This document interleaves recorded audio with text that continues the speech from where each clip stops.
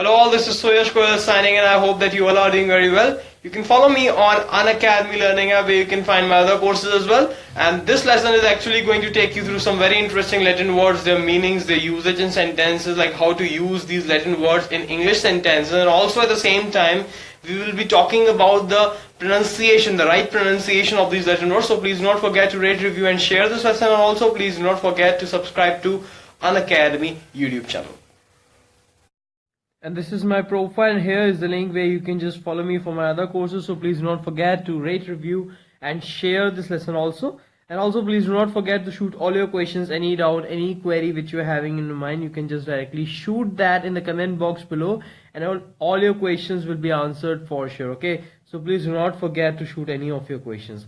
So let's continue with some more Latin words in this lecture also, and here we have some more. The first one of this lecture, that is pros and cons. Now this is very interesting word, and this word is a word which is used very extensively when we talk about debates, when we talk about discussions, when we talk about against and in favor of any topics. No, whenever we are just about to discuss any topic, whenever it's about discussing any topic, it's about organizing any debate, any elocution, it's about discussing any topic, the word which we use very frequently is pros and cons. Okay, now it's a noun.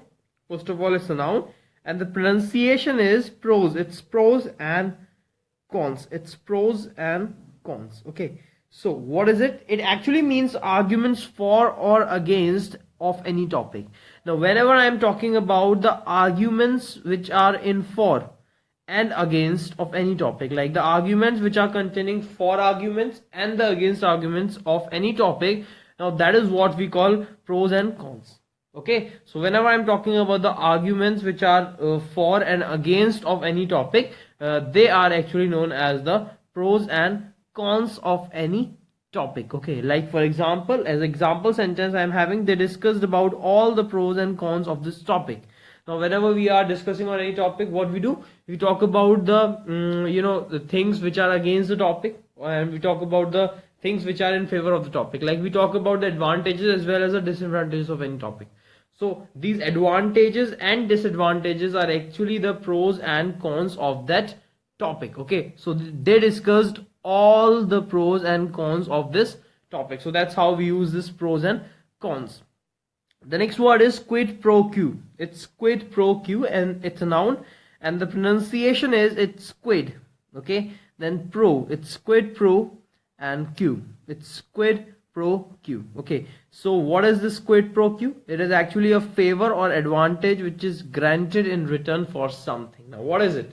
Just try to understand. Like whenever you are doing something, okay, whenever you are doing something but you are expecting something in return, okay, you are doing that thing by keeping in mind that in return you will be getting that. Okay, so that thing is what is known as quid pro quid.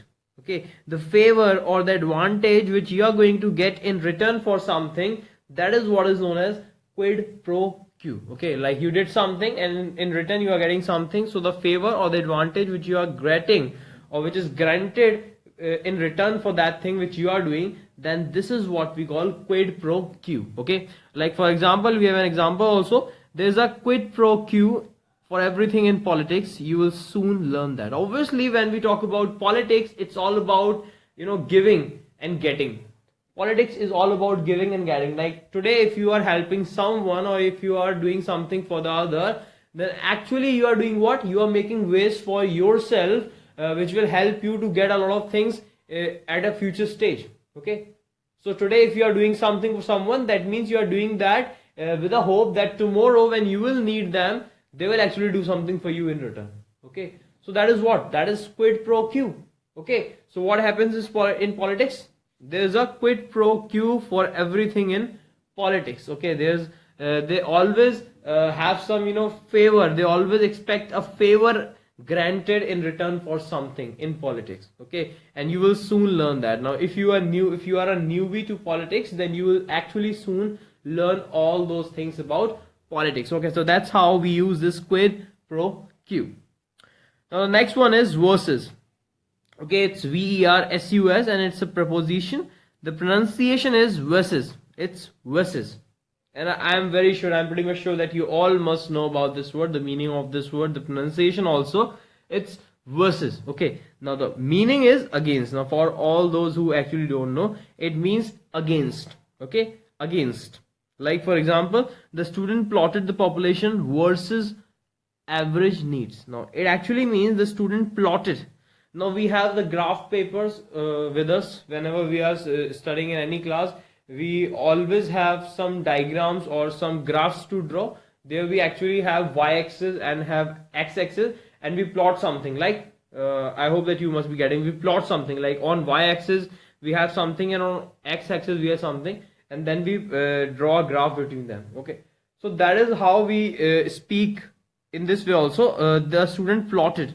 When we are actually drawing the graph, then when we are actually making the graph, it means to plot the graph. Okay, what we do, we plot the graph. Okay, so the student plot the population versus average needs. That is, the student actually made the graph or plotted the graph on which there is population on the y-axis and there is average needs on the x-axis. Okay, there is population on the y-axis and there is average needs on the x-axis. Okay, so that's how we use this. The student plotted the population versus average needs. Okay, so that's how we use this versus.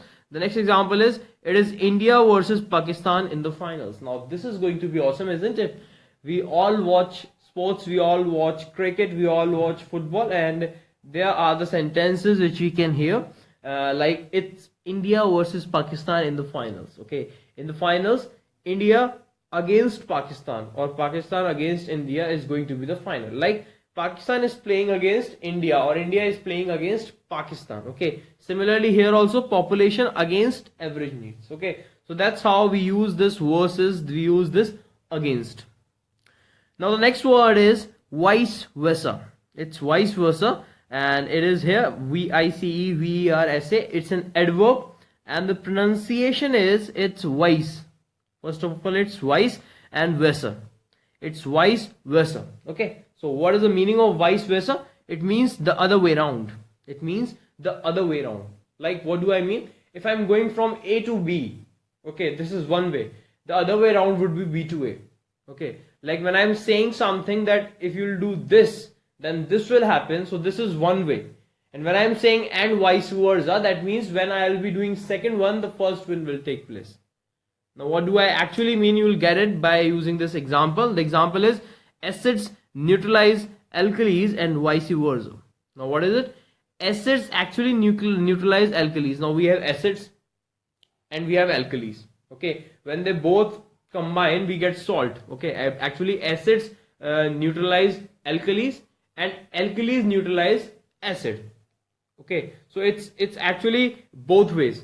Like when I am just mixing any, if I am just combining acid with the alkali, then also neutralization will take place. Or if I am just mixing alkali with acid, then also neutralization will take place. So I can say acids neutralize alkalis. This is one way. Okay, and when I am saying and vice versa, it means I am saying and alkalis neutralize acids. Okay, so if it is going this way, it will also go this way. So that is what this vice versa actually mean. Okay, I hope that you must have got that. Alkalis neutralize acid neutralize alkalis, and alkalis neutralize acid. So just a minute. Acids neutralize alkalis and alkalis neutralize acids. That should have been the statement, but instead of saying that, I just said acids neutralize alkalis and vice versa. Now vice versa actually means other way around. That is, if I'm going from here to there, that's okay, and I can also go from here to here. It actually means this. So acids neutralize alkalis and alkalis neutralize acids. That's it.